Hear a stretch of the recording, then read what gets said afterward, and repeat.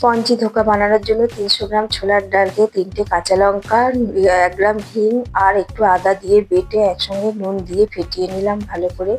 এবারে এটাকে একটা ছিদ্রযুক্ত পাত্রের মধ্যে পাতলা কাপড় বিছিয়ে ওটাকে ঢেলে দিয়ে কাঁচের ঢাকনাটার মুখটা দিয়ে ভালো করে বন্ধ করে দিয়ে ওটাকে 40 মিনিট স্টিম খাইয়ে নেব।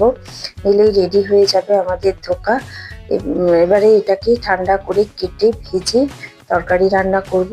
এবারে তার জন্য 700 গ্রাম আলু কেটে নিয়েছি। তেলের মধ্যে দিয়ে দিলাম একটু জিরে আর তেজপাতা, তার মধ্যে আলুটা ঢেলে দিয়ে তাতে জিরে গুঁড়ো, ধনের গুঁড়ো, হলুদ গুঁড়ো, লঙ্কার গুঁড়ো আর একটা টমেটো, 4টে চেরা কাঁচা লঙ্কা, একটু চিনি, স্বাদ মতো নুন এসব দিয়ে সাঁতলে আমি 1 লিটারের মতো জল ঢেলে দিয়ে ধোকাগুলো দিয়ে ফুটিয়ে নিলে তৈরি হয়ে গেল আমার ধোকা।